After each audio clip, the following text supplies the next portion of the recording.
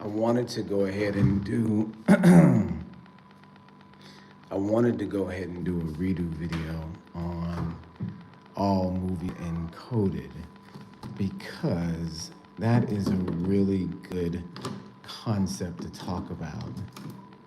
Um, Something that most people wouldn't naturally assume. Something that I wasn't looking for either. Just kind of found me. And when you're able to read this language of symbols, a lot of the nonsensical, non sequitur media that you consume starts to make a lot of sense. The reason why they things that seem out of place is because you don't know the goal, right? And if you know the goal, then it's kind of easy to see why they do what they do. And part of knowing how to read their writing, their sign language, is about knowing their goal, right? And so, give me a second, you guys. We're going to talk more about movies decoded.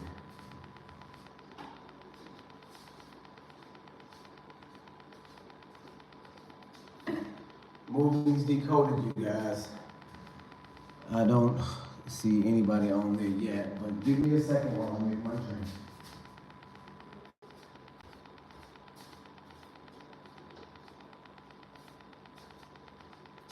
I'm just going to make a quick drink and then we'll get into it.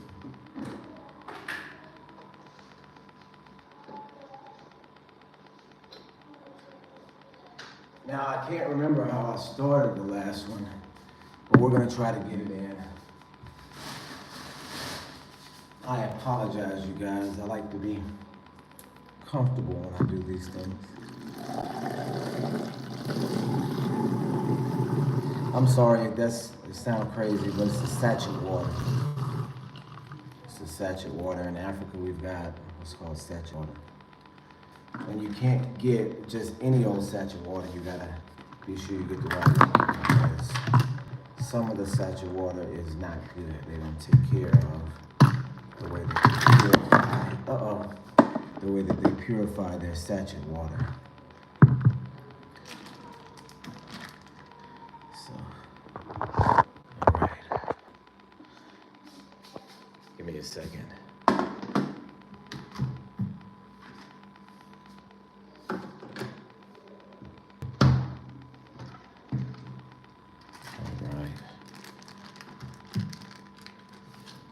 Set it in the freezer so that I can get everything together.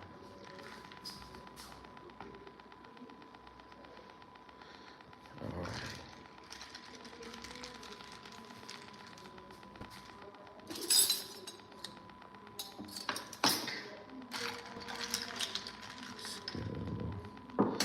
All right, I apologize, you guys. We'll get into this now.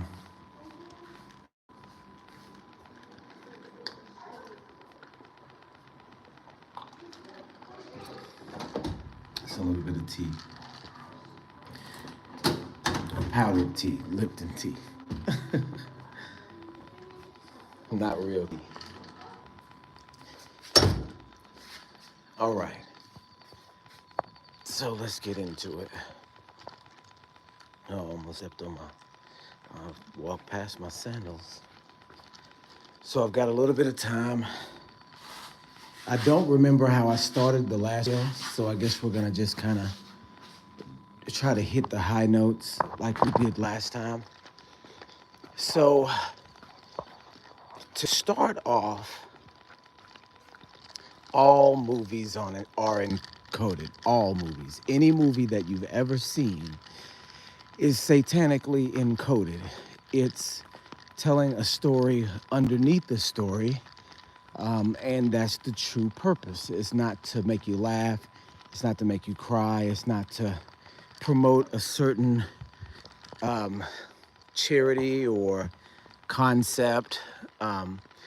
It's to propagandize you in a satanic way. That's what movies are for. That's what Hollywood was designed for. And so it's kind of silly of us to think that you would have these multi-billion-dollar industries that somehow are all just trying to make you laugh or cry or jump out of your seat or even a quick buck. Do you see what I mean? It's not even the money. It's not the money at all. It's the control, right?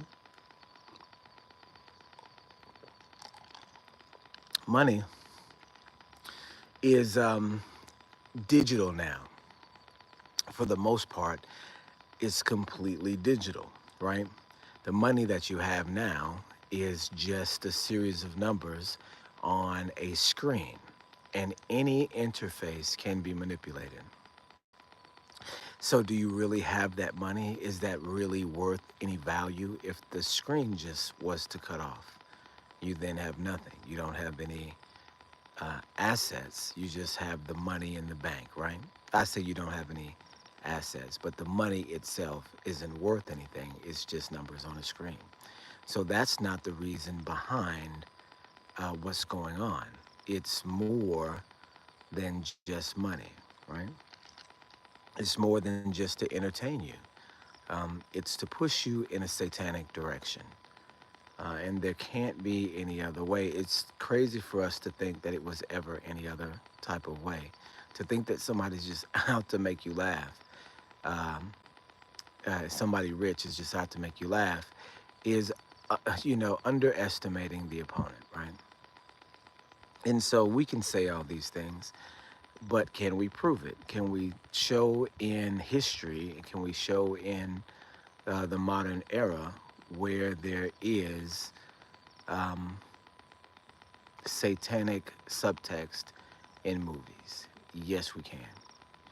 And the crazy part, y'all, and I know we went over this before the entire thing, and there's nobody on here now, but before when we went over it, we went over, specific examples, and there were more modern examples. But you guys, I've been studying this concept for the past 10 years. And the concept is so far out that I would have never seen it. And so let me tell you where I originally stumbled on this concept from. And it blew my mind. It blew my mind. It turned me upside down. Do you see what I'm saying? And this was still right around the time when we were coming. This was before we were staunch Bible believers, my family. Um, we were just coming in. We were still worldly, we were still rough around the edges, right? We called ourselves Christians, but didn't go to church. We, cussed. We lived just any old regular type of lifestyle and didn't worry about any sort of spirituality really at all, besides Christmas and church every now and then, right? We were regular people, right? So, with that being said, um, things started to happen in our lives, my wife and I, to get us to start paying closer attention to the things that were going on. I had a buddy at work that would tell me about these underground cults that actually ran the world. And I would, always say, no, man, come on, that's crazy. He would tell me, you know, famous people were in them like Usher and all these other. I said, come on, that's crazy. We would have heard about that. And he said, I'm serious, I'm serious, I'm serious. I got a cousin in Atlanta, and he tells me all these things. He's in the music industry, and he's telling me all this stuff. And so I just happened to go look it up. He's talking about, you know,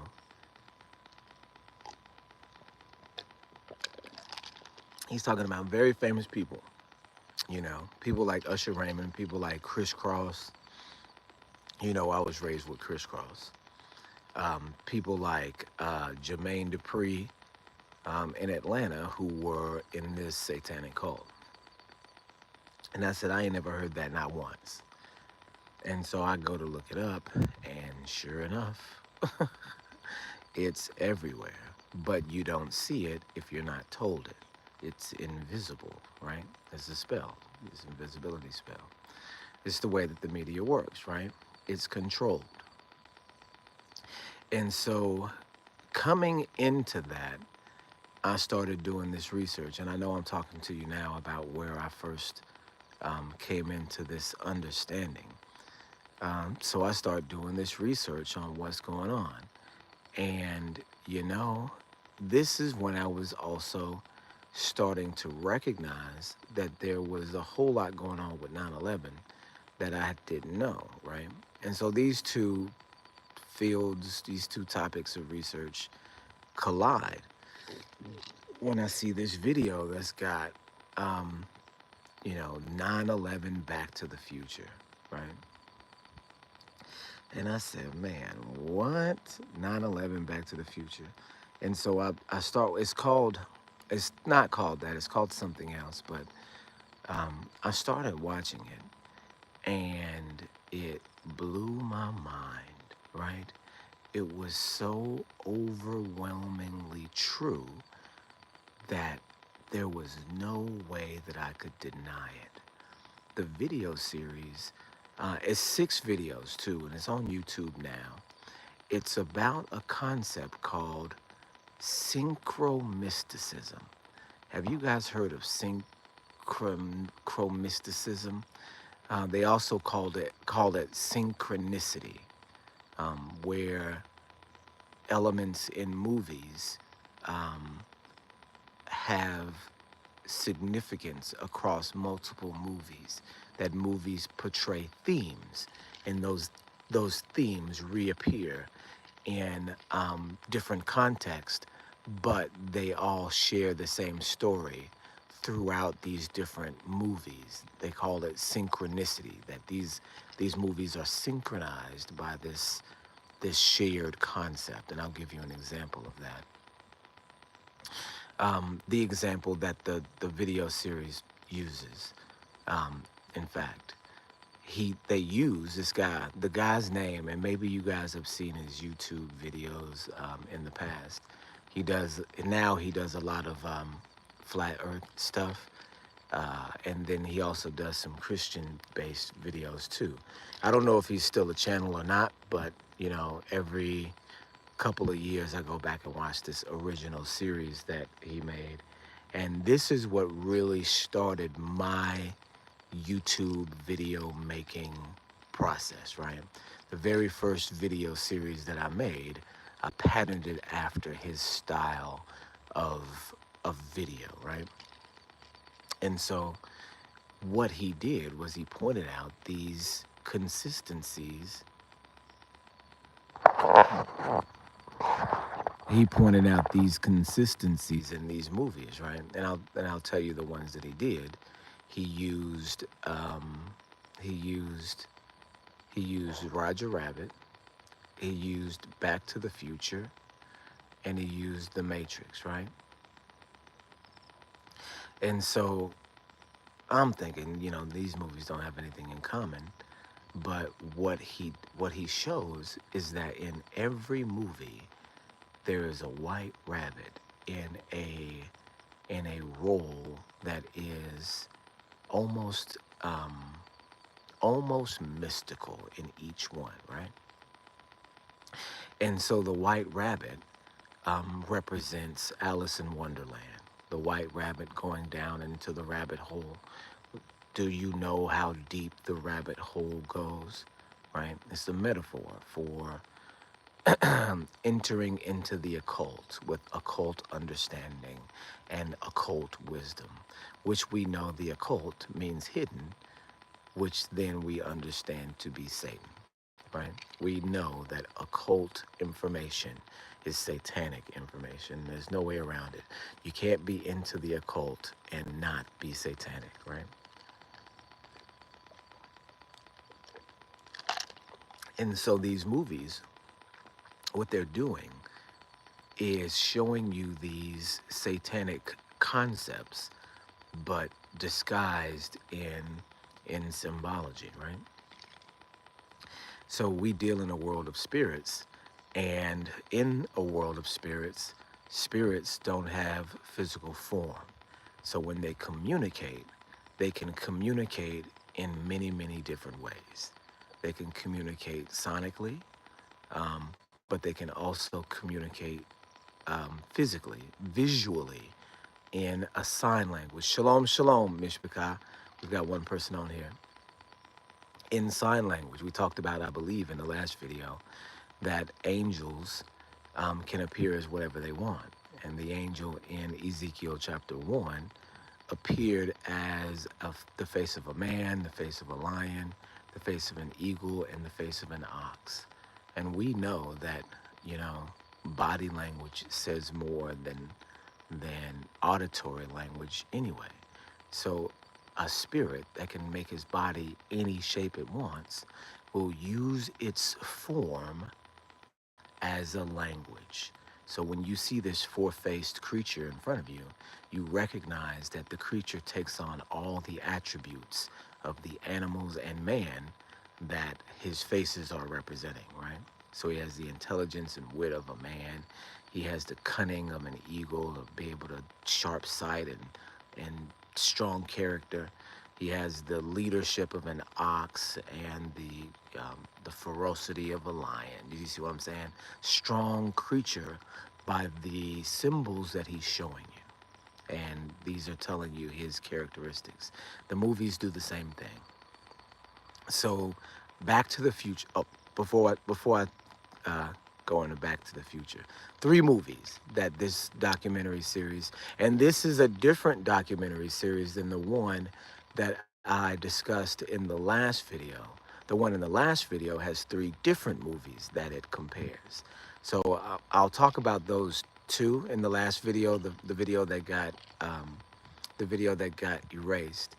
I talked about a documentary that involved three other movies, right? This documentary series has three movies that it compares, and I'll tell you, it does a better job than the first, right? This is why, this video series is why I started making YouTube videos. It was so profound, the way that he interpreted these movies, that I said, I'm gonna have to learn how to do this to tell people that this is what movies actually are. That they're this subtext, they're a language unto themselves that can sometimes spell out even what's going to happen in the future. Talked about that in the last video. So this video series, the one that, you know, that started me on my YouTube career, had Back to the Future, Who Framed Roger Rabbit, and The Matrix. Three movies that you would never, ever, ever, ever think have anything in common, right? But this white rabbit is significant in all of them. Who Framed Roger Rabbit is literally about a white rabbit. And this detective, this is one of the pinnacle movies of my childhood. One movie that we watched at least, you know, once or twice, maybe even three times a year, just because it was a family staple, right? You could just put it on and watch it. Even though it turns out to be racist, a racist movie because of all the stuff that's in it. We go into that in American Jew too. It was a movie that I grew up with, and it's a classic in my household. Um, the movie was about a white rabbit, and the white rabbit lived in a place on the other side of a tunnel, the rabbit hole. Do you see what I'm saying? Who Framed Roger Rabbit is about chasing the rabbit down the rabbit hole, exactly like Alice in Wonderland. Do you see? It's a spell cast a long time ago that has modern day implications, that reinvents itself in the modern frame, right? So Roger Rabbit turns out to be a satanic analogy. Do you see what I'm saying? The original even is about chasing going into the occult and going down into the earth to pull the secret, strange things from the earth that have these fantastical effects on you, right? And this is what Who Framed Roger Rabbit is all about. It's literally in pictures what the main character, the detective, is doing. He's literally being coaxed into Toontown, where it's this strange place that's on the other side of the tunnel. Do you see what I'm saying? And so um, the other movie was Who Framed Roger Rabbit, The Matrix, and Back to the Future. And so let's go to The Matrix next, right?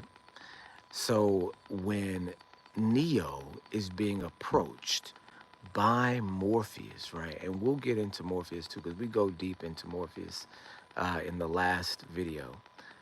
But when Neo is being approached to join this underground gang, right? Or to go out, this is right around the time when he's being approached. Um, he gets, like, his computer gets hacked, and this person on the other side tells him to follow the white rabbit, right?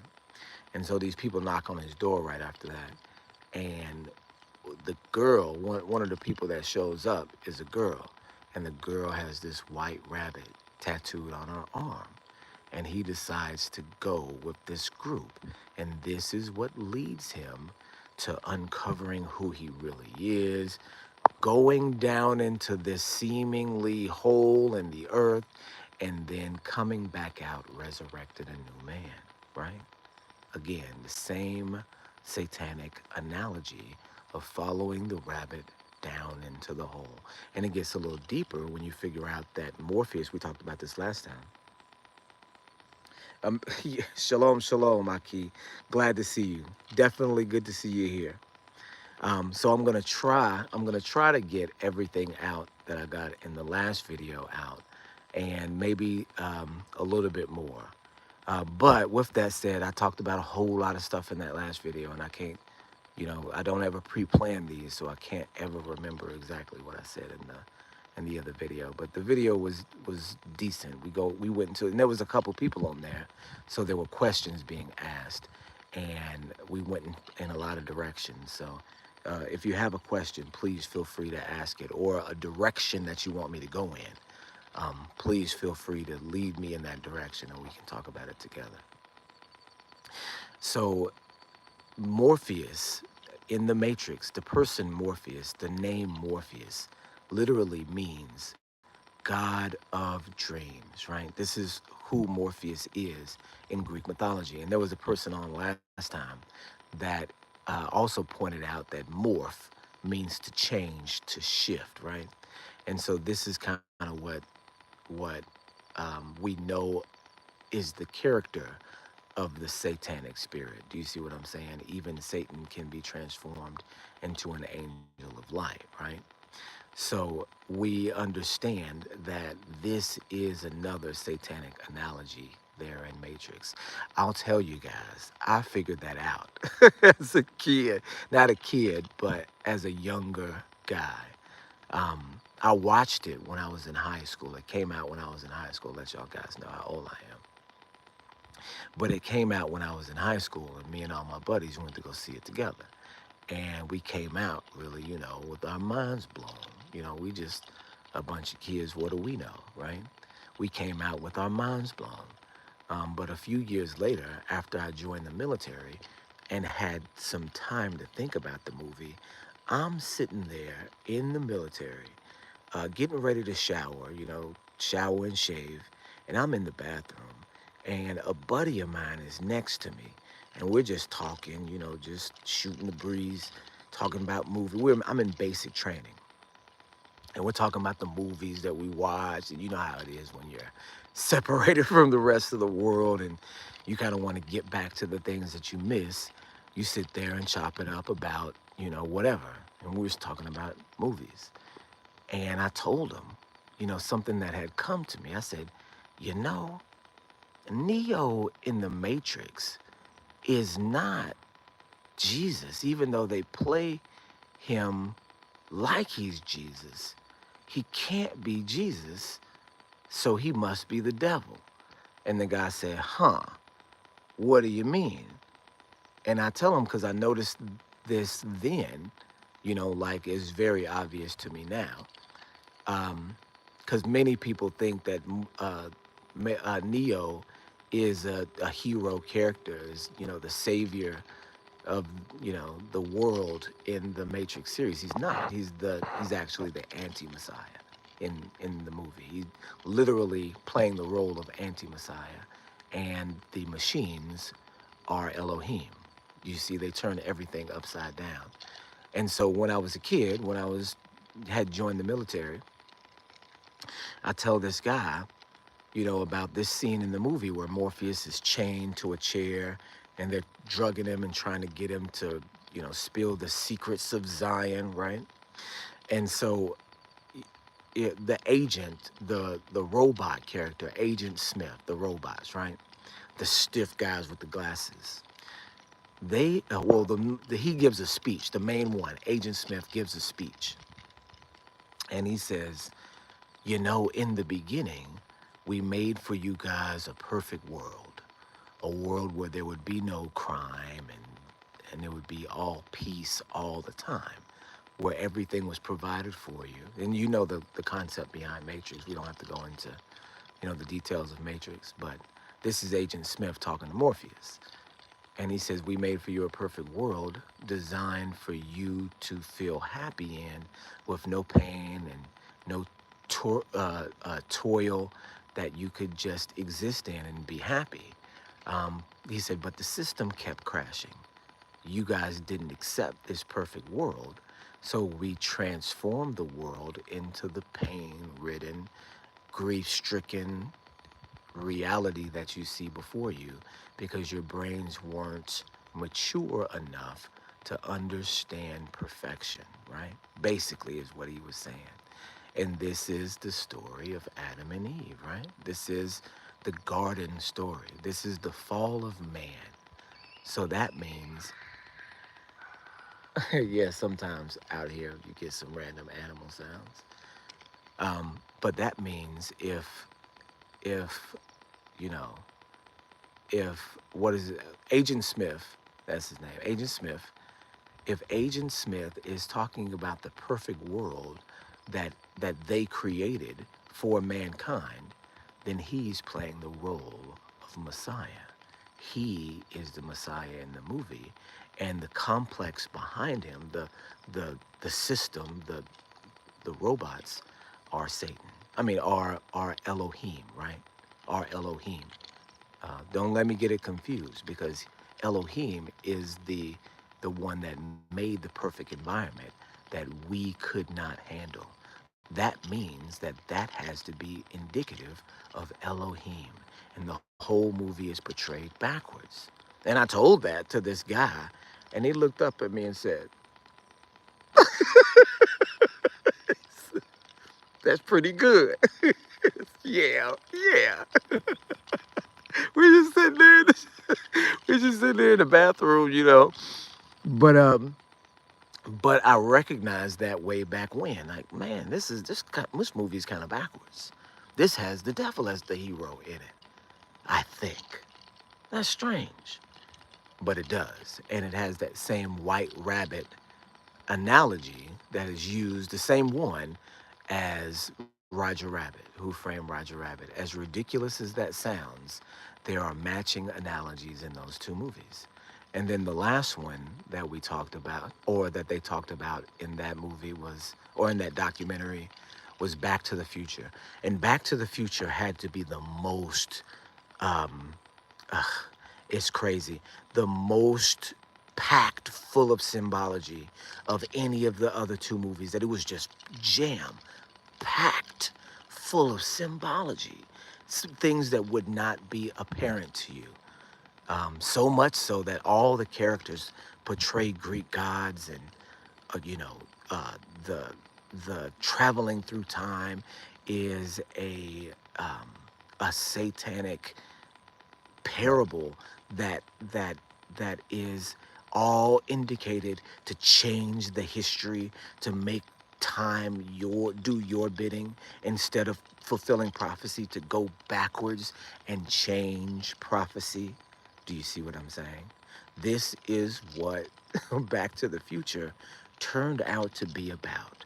That the protagonist of the movie, the main characters, were all based like Marty McFly. Marty is a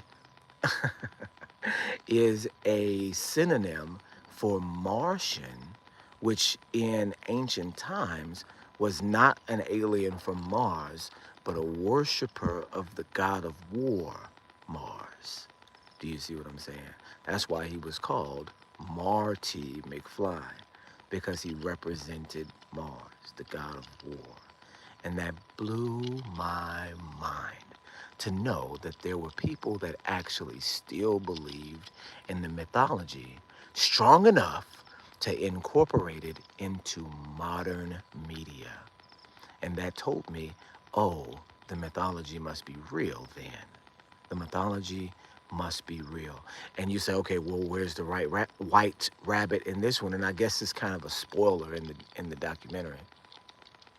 But when Marty McFly goes to the future in Back to the Future Part 2, and this was probably my favorite movie as a kid, Back to the Future Part 2, um, he sees, he goes to this store where he picks up this book that tells him the future. And in the window of the store, when he's passing by, the white rabbit is there. And it's not even just any white rabbit. Sitting there in the front is Roger Rabbit. It's not just any white rabbit. It's Roger Rabbit, right? It's the same concept throughout all three of these movies, to go through this wormhole in time to come out on the other side like an enlightened being. Do you see what I'm saying? That's the, you know, satanic anti-prophecy analogy, right? That is the subtext to all three of these movies.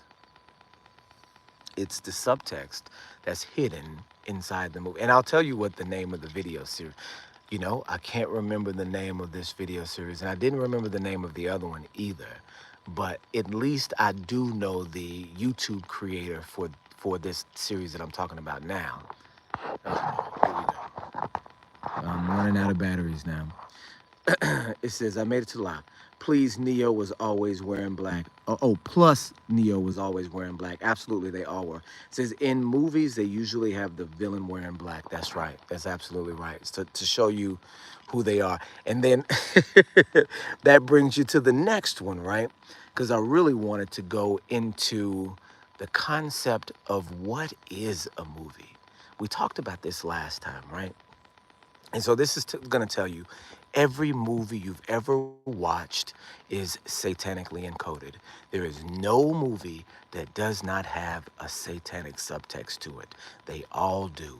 The names of the characters, the situations of the characters, the pictures on the wall, the street names, the city names, every single one. You will find it in all of them. There is no movie that's not satanically encoded. Hollywood itself. I know you guys know what Hollywood is. Hollywood is literally the wood from a holly tree. And magicians, wizards, the instruction for the wizard on how to make his magic wand with which to cast spells is made out of the tree of the wood from a holly tree. So literally, Hollywood is a synonym for magic wand. You guys crazy. You see what I'm saying? So anything that comes out of it is a spell. And this is how spells work. This is what spells are consisting of. They are psychological devices that cause you in a subliminal level to believe certain things, right? And so what is a movie then? What is it? Is it like a set of pictures that portray something that's not real, right? If that's what a movie is, what's the difference between a movie and a dream? Do you see what I mean? A dream is your own personal movie, the movie that plays in your head. And guess what? The language of the dream is in symbols too, right?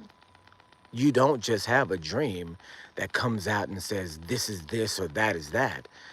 For as long as humans have been writing things down, the dream has come in symbols. And the movie does the same thing. We see a movie as, characters acting out this, complex drama, but the symbology of it tells you what the movie is really about. Just like a dream doesn't make sense sometimes unless you know what the symbols mean, right? Joseph, the greatest interpreter of dreams next to Daniel, right? Pharaoh has a dream about the sickly horses and the full horses, the lean crop and the full crop, the 7 years of plenty and the 7 years of famine. And Joseph is able to interpret what the symbols mean by symbology. He uses an ancient style of symbolic interpretation that is given only through Yah, that he knows exactly how to interpret the dream. Of course, he has to go and ask, you know, what was the meaning of the dream. And does he? In some instances he does, in some instances he doesn't, but he always gives credit to Yah for the interpreter of the dream, as does Daniel. But he's able to interpret, right? In some instances he has to ask, and in others he's able to do it just off of his own knowledge of the history of his own interpretations, right? And so he's able to see that the cows and the stalk of corn represent years, and the fat ones represent full years, years of plenty, and the lean ones represent lean years. So here's what to do next, right? And you see that since you have an internal movie system where you can literally have access to the future in your own mind, think about the satanic copy. What would that be? What would that look like? Do you see what I'm saying? It would have to be a movie. That's why you have Steven Spielberg's DreamWorks, right? DreamWorks Studio, because that's literally what they already know. And this is Ashkenazim that are in charge of Hollywood, the biggest witches and warlocks right now on the planet, that are using that technology to wage war all over the world in many different ways. So, a dream, right? The Hebrew word for dream is halom, and we went over this last time. It's het lamed mem, right? Het lamed wa mem, to make it a infinitive absolute, which just means like concept, right? So dream, the term is het lamed mem, which has the root word of chil, which means to drill, to twist. It's it's the root word of chayil, which means warrior opulence, but it really means to twist, right? In ancient times, they had a drill, and this drill was used to drill holes in a stone wall. I'm out here on my property on the land here. It says plus all the, in movies usually, yeah, that's right.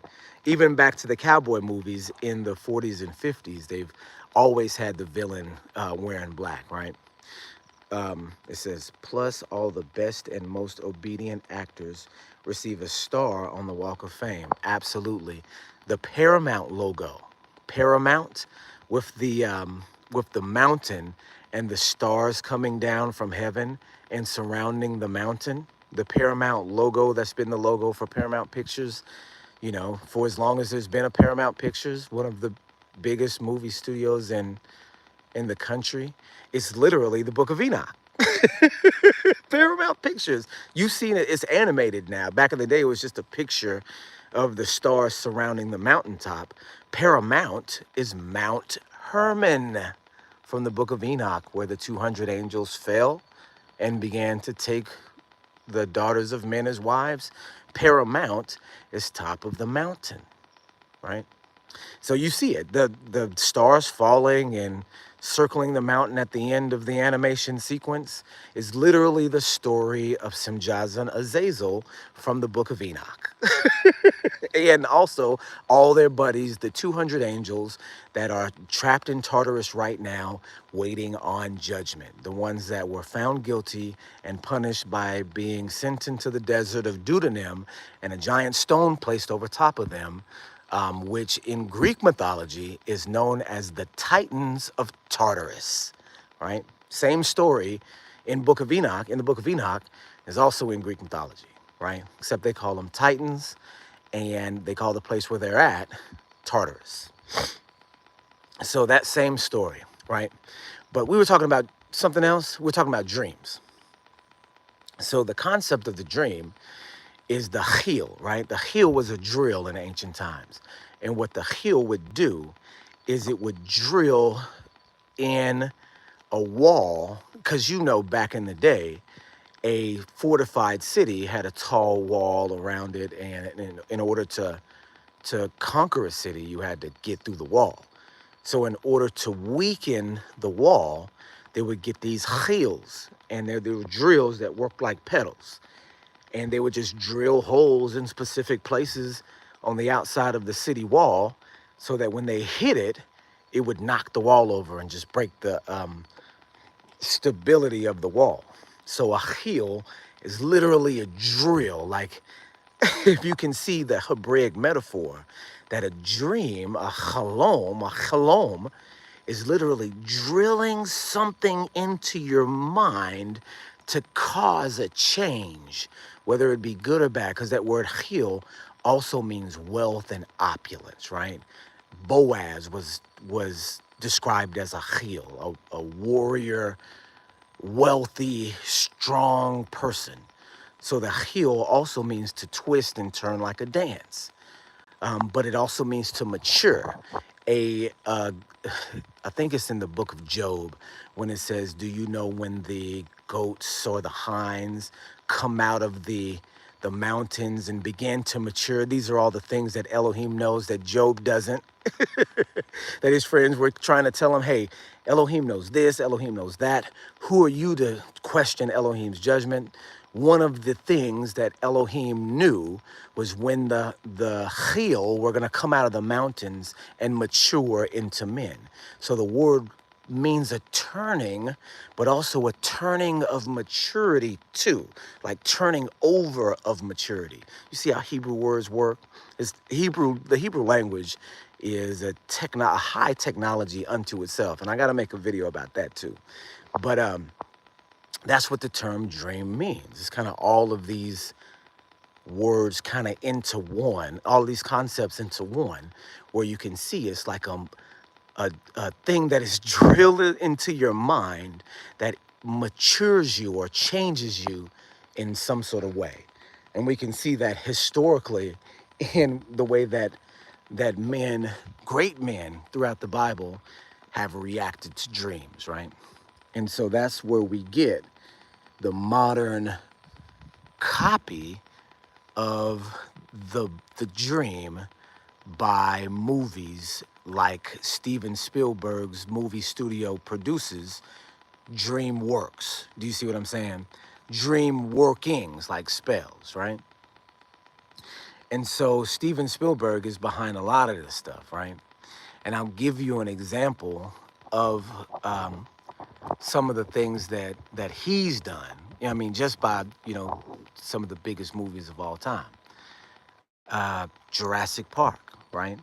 Jurassic Park. And I don't know if you guys, yeah, I'm telling you, I'm telling you, you guys, man, it's crazy. But Jurassic Park is actually the story of Genesis. It's the story of creation. It's symbolically told so that Elohim can have the blame for the creation of a crazy world. Do you see what I'm saying? John Hammond. So these are movies that I grew up with. I read the Jurassic Park book as a kid. That's how much I wanted, that I was into to dinosaurs and all. I read all of the book. The book was about DNA and all sorts of stuff, and I didn't know, but I read the book because all of these things were interesting to me, right? The concepts were interesting. But of course, in the book, there's probably subtext all through there. But with the movie, the subtext is really, really, really clear. And so John Hammond, the creator of Jurassic Park, and the one who, got all the research together and created all these dinosaurs, is Elohim. And we know he's Elohim in the movie because he plays in his character, and his character is dressed in all white through the entire movie. And he always comes from the sky. Every time you see him, he's descending from the sky. When he first shows up in the beginning of the movie and invites, Alan and what's the other? Alan and Sarah? Is it Sarah? Sarah, I think. No? Is it Ellie? Ellen? I can't remember the girl's name, but his wife in the movie, Alan Grant's wife, the main protagonist, his wife. When John Hammond comes down to invite them, he's coming down in on a helicopter. So every time you see him, he's landing, like coming out of the sky, right? He's playing Elohim. Alan and I think her name is Sarah, the two scientists, they're literally Adam and Eve in the movie, right? Adam and Eve placed in a park. Do you see what I'm saying? And here's the kicker. Ian Malcolm, what's the guy's name? His name is, he's a Jewish guy. I can't remember his name, but he wears all black in the movie. He's attacked by one of the dinosaurs, one of the reptiles, right? But not killed. And he has this wild scientific theory called chaos theory. And his name is Ian Malcolm in the movie. He's the role of the devil. And that's why John's character and his character are always arguing. And Adam and Eve are just, in the movie sitting back and kind of watching the interaction. This is what Jurassic Park is really about, y'all. It's a way to tell the story of Genesis, of the Garden of Eden, in a form where Elohim can be blamed for its destruction. Do you see how sneaky that is? It's not the sin that destroyed the creation. It's because the creation was too forward thinking, that it couldn't be controlled. See, it's your fault, not theirs. You see the lie of Satan? That's how that's the dream that doesn't mature you but hinders you, right? This is the subtext to the movie, and you can literally see that in the movie because every character has an opportunity to go off on John Hammond for what a horrible decision that he's made to create the park. Do you see what I'm saying? The only person that was jealous of the park and the people in the park was Shaitan, right? And so clearly it's from a satanic perspective. And that's what these movies are. That's what they all are, right? Any movie that you pick, whatever movie that you look at, is going to have a satanic subtext because that's what they're there for. They're literally the greatest weapon that the devil has in order to control the minds of the world, right? And so it's very obvious that this would be his number one tool. It's just not obvious the means that he uses, right? But if you know the goal, if you know what the goal is and you know what the subtext is, then these things are very easy to spot, right? They're very easy to spot. And so I think that is just about most of what I went over in the other video. I did go into, we talked about Simjaza and Azazel in the last video too. There was a guy that wanted me to tell him the documentary that I saw that put together three other movies and made the connection between these three other movies. And I'll tell you this one too. The three movies are Road to El Dorado, the cartoon with the two conquistadors that go to the Americas and stumble upon a primitive civilization, and they get into all of these troubles. When they wash up on shore, the civilization sees them and sees their outfits and how strange they look, and began to think that they're gods, these Spanish conquistadors, and they're like, gods, what? And so they begin to, be semi-worshipped, and they get into all of these, different adventures. And at the end of it, they get ready to leave, but one guy decides, hey, I want to stay because I've found a wife among these primitive people. I found someone that I'm in love with. And it's kind of a love story, and, you get kind of, pulled into the story a little bit. Well, that story, that same story, was told again, or actually told before, but in a different context, in a whole different movie, the exact same story. The other movie is Stargate, right? The Road to El Dorado and Stargate. Do you guys remember Stargate from the 90s? I think that Kurt Russell is in it, and there's another guy that's halfway famous in it. But do you remember they find the Stargate, they find this portal that takes them to another world. It's a scientist guy and this military guy, and they really, turn out to be two guys that, because the military guy takes his team of soldiers through this portal, and then they have to take this scientist with them, and his whole squadron gets, destroyed, and then it's just him and this scientist guy, the two of them on the other side in this other world, and being chased by Egyptian guys, right? That turn out to be aliens. Stargate. You guys remember Stargate? They made a series out of it. Uh, and I didn't really do the series. I watched the movie, and this is the interpretation of the movie.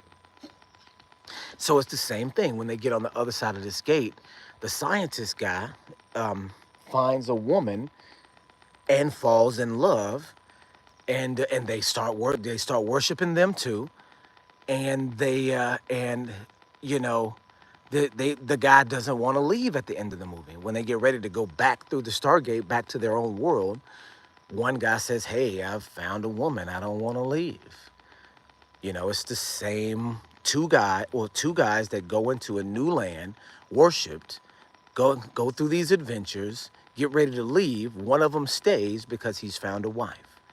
This story is the story of Simjaza and Azazel, right? From the book of Enoch, the two original angels that sinned with women. And so this is the story of those two angels retold over and over and over again. You'll see it in other movies. There's another more older movie. It's like called The Gentleman and the Treasure. I think it's got Sean Connery. I know it's got Sean Connery in it, and it's from the 70s. It's got Sean Connery in it. But it's the same thing. These guys are lost in this desert wilderness, and they come upon this tribe that sees them and starts worshiping them. And they get into all of these wacky adventures, and they get ready to leave, except that I think that they're in the English army and they're lost in North Africa or somewhere. But it's the same. He finds a woman and stays, and the other guy goes. It's the same thing. Same movie, three different contexts, but it's all talking about Simjaza and Azazel, the original two angels from the book of Enoch that sinned against women, that convinced all the other 200 angels to sin against women, and are punished even to this day in Deuteronomy. It's a satanic history lesson. Do you see what I'm saying? About the original fallen angels. And it's told over and over and over again. And in the movie, you're always sympathetic to the angels, right? Oh, well, he fell in love.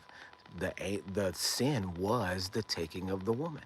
And that's why they have this as a major concept in these movies, because this is what destroyed the world, right? This is what led to the destruction of mankind, right? That all flesh had to be wiped out because all flesh was corrupt on the earth. The satanic evil opposite is to take that story which destroyed the earth and turn it into a love story and turn it into a theme that can be told over and over and over again. And these subtexts are in every movie. Now, we don't know all of the myths that they're referring to, or because they've got all of their, crazy mythology from all, because that's what we think of mythology as mythology. But literally, the history that we think is fake, like um, Hercules and all of these different mythological figures, the thing that we think is fake is the thing that be real, and the things that we think are real are the things that be fake. You see, like space and planets, all that's the fake stuff. Hercules was real. Hercules was married to one of Abraham's son's daughters. You see what I'm saying? The scripture said, not the scripture, this is Josephus. Josephus says that Hercules was real. He doesn't even mention us like, no, Hercules is not mythology, he's a real person.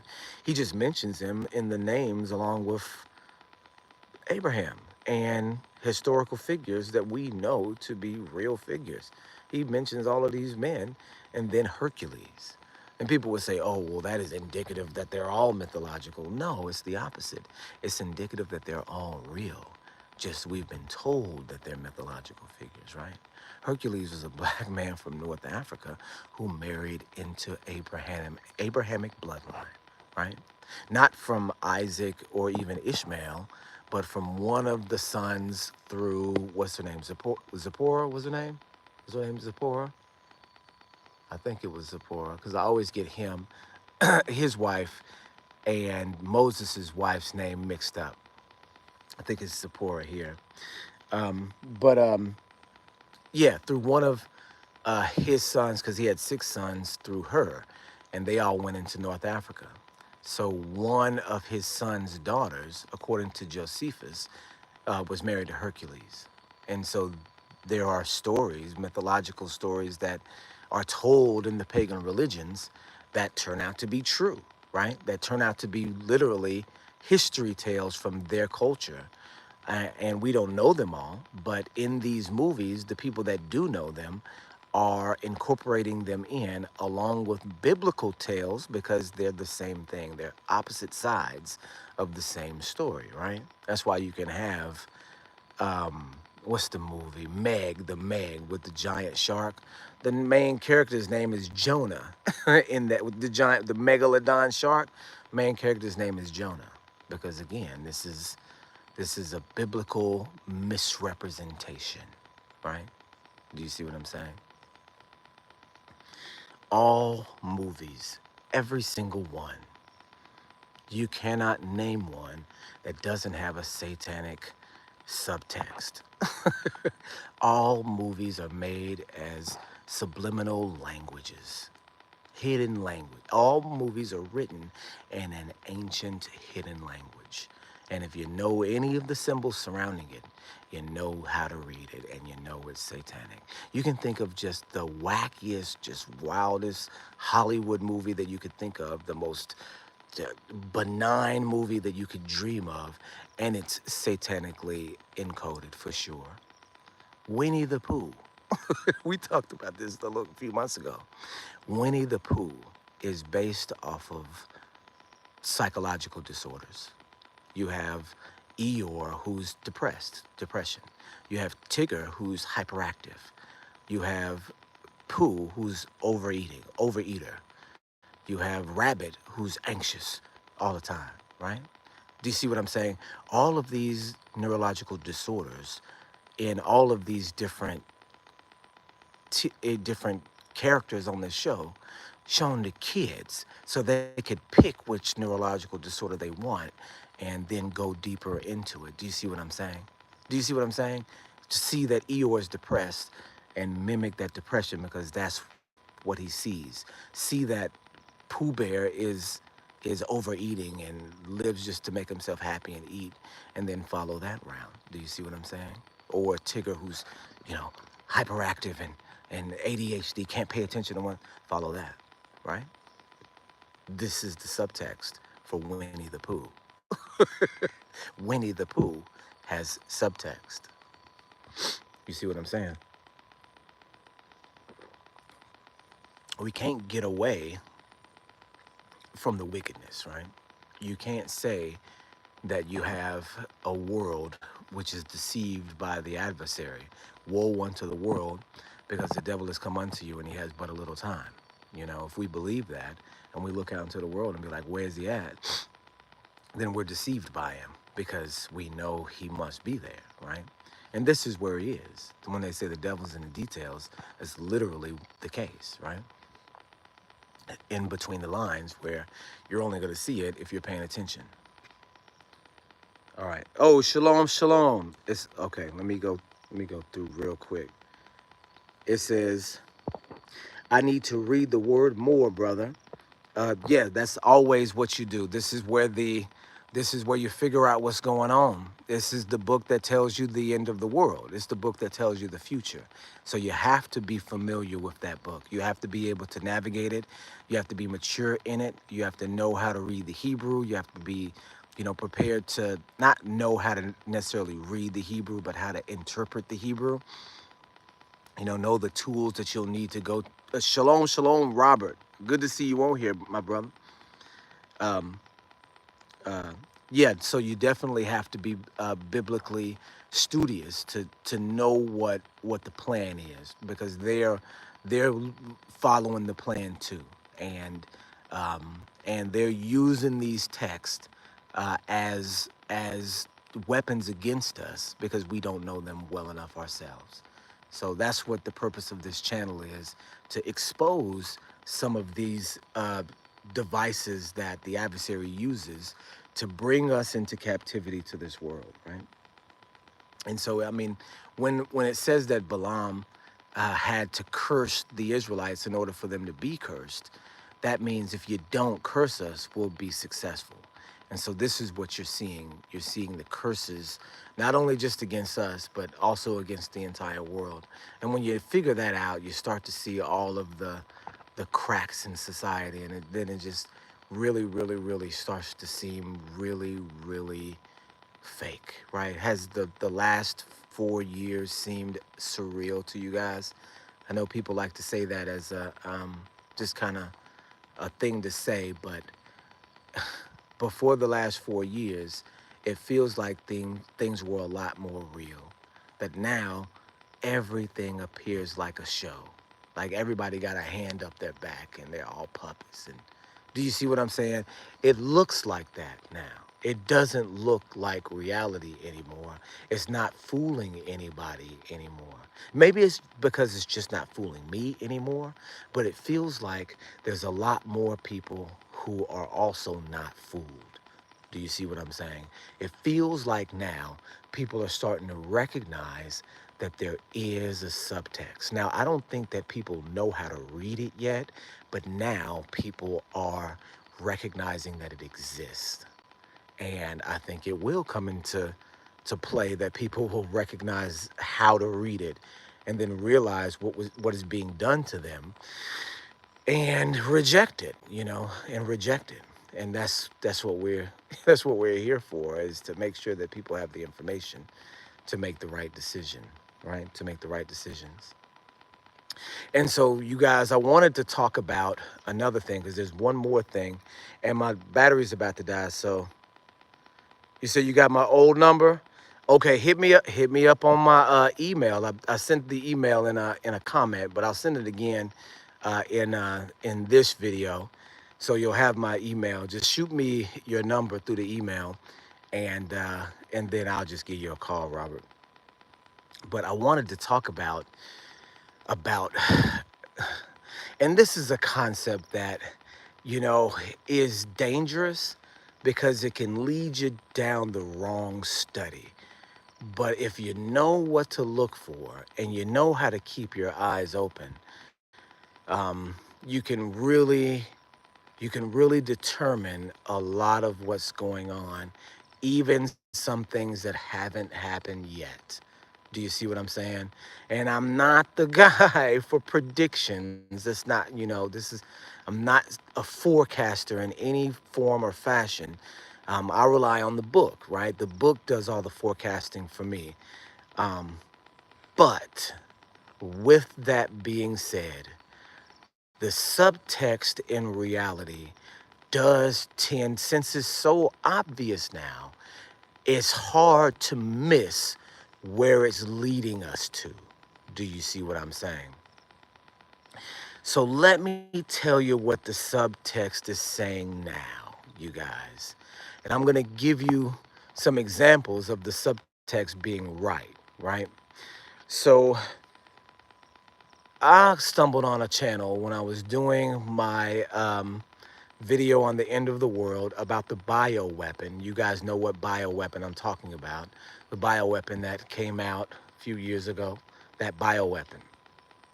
And you can't talk about that bioweapon because it's still an active terrorist event. So I'll probably even get in trouble for using the terminology that I'm using, but we're seeing what works and what doesn't work. So when I was doing that research, I stumbled across a video by a guy that's still out there now, and you can even look at this video now, and he literally did predict the future, right? I used his video and clips from his video in some of mine, right? This is what I do. I make montages of people who have already, discovered some of these things or some individual things, so that me just saying them, sometimes me just saying things isn't enough. So I like to have the source literally as the clip itself in a montage telling the story. That's what I do. And this is what I've done for a little while now. But I found this video that said that Trump was going to get shot, right? And I found it 4 years ago. It's on YouTube right now, right? It's on a channel called A Current Conspiracy. And I used it 4 years ago when I made the video, 3 years ago, 4 years ago, when I made the video about the bioweapon, right? And and and sure enough, I look at the video, years ago, and I tell myself, nah, I can't include that into my video because that's too wild of a theory for me to even touch, right? Even though he's looking at the subtext, right? He's literally looking at things in Trump's media presence that are references to him getting assassinated, references to him getting shot, references to these things years ago, 4 years ago, 5 years ago, 8 years ago, 60 years ago, right? The show, the cowboy show with the guy Trump in it that gets shot at the end of the show is from 1958. That's like 60 years ago, right? That's like 60 years ago, right? So he's using these very, very strong references to say, hey, I think Trump's gonna get shot, right? And the video came out 4 years ago. And when it happened, I went back to the video. I said, yo, this guy predicted it just from looking at the references in reality. Predicted it. I was there when it happened. When I saw the headline, I said, the dude was right. You see what I'm saying? I went back to the video, and you can go back to it right now. It's on YouTube right now. It's a video called, a channel called A Current Conspiracy, right? It's called A Current Conspiracy. You can go and look at it now. There's people in the comments now saying this video came true today, on the day that Trump got shot. And you can see that the video is 4 years old, but the comments are from the day Trump was shot, right? This came true today. This happened today. Wow, this happened today. It proves that just from the subtext, you can maybe see what's going to happen next. So what's the subtext telling us now, you guys? Have you guys seen?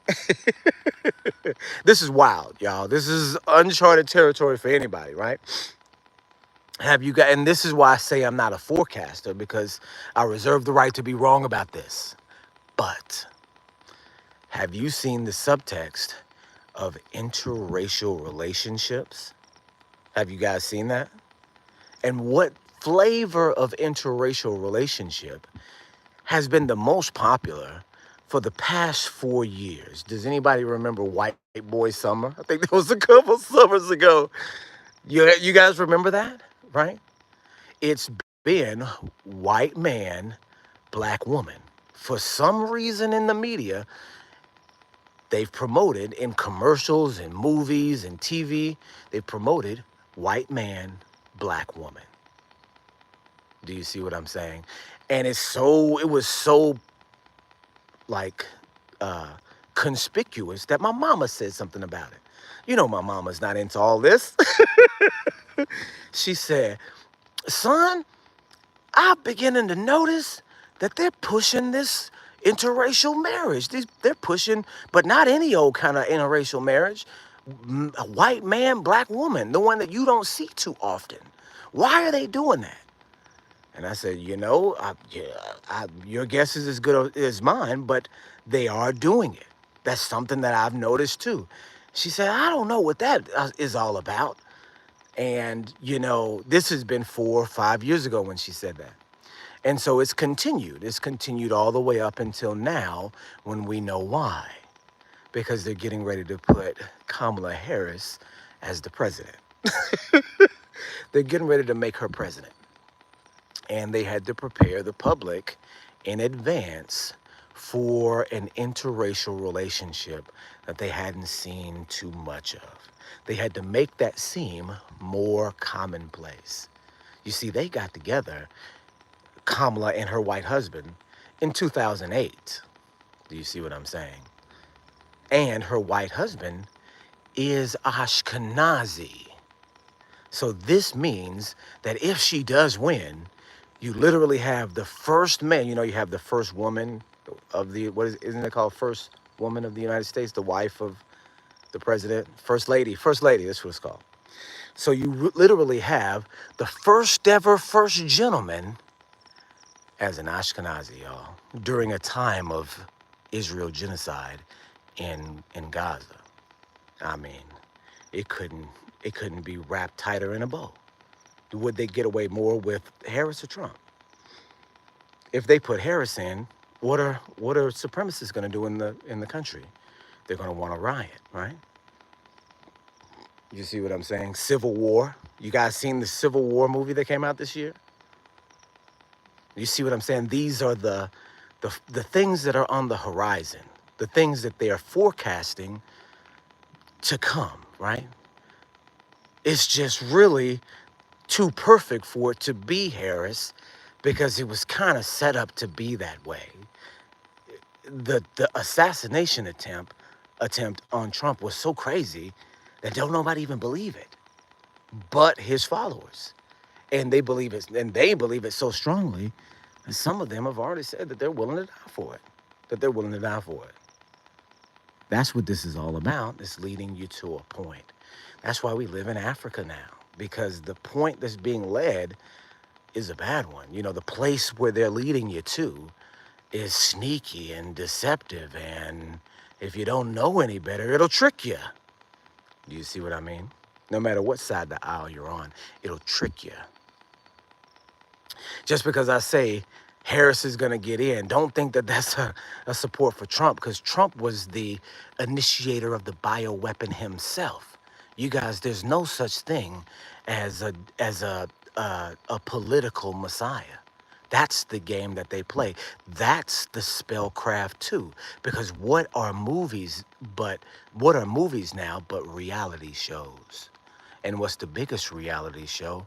The WWE wrestling match that we call the presidential elections, where everybody's smack talking and can't wait to get to the fight. It's just what the debate is about. Do you see what I'm saying? Not about issues or or the things that we need about the fight. You got to beat the other guy, right? This is the game that they play with y'all. This the dream works right here. These actors and actresses don't have to be in the movie to portray the same satanic subtext in reality, right? The movie, or who cares about the movie anymore when you have reality TV, when you can design the movie in real life, right? And then the consequences are real too, but that's what you want. You want real-time consequences, right? So all movies are encoded definitely goes beyond movies. It also goes into politics too, because clearly these are encoded as well. And the game that they play, the psychological game that they play, is that if you vote for either one of them, you are consenting to your destruction because they're both there for the same cause. But with that being said, looks like they have selected with the subtext who to prepare you for. And I think that be Harris. You guys. Yeah. So give me 1 second. Let me catch up on this. It says, I have your old number. Okay. Wow. Yup. Yeah, I think that's what they're planning for. I think that they're introducing into the realm of society the concept of the interracial white man, black woman, so that they can introduce this Ashkenazim first man as sneaky president. Do you see what I'm saying? How in the world are you going to be supported? Is there going to be a war in another country when the when the man that's in the White House is religiously given to that other warring country? Not this one, the other warring country. Do you see what I'm saying? That's crazy. It's crazy. It's just to say that, let's just say that we're at war and you have in the White House someone who's Russian, right? Well, there's a Russian-Ukraine war, but now you have someone in the White House who's Russian. Whose side are they going to be on? They're going to be on the Russian side, right? Not the American side, the Russian side. So this person is going to be in the White House, and there's a genocidal massacre going on in Gaza right now.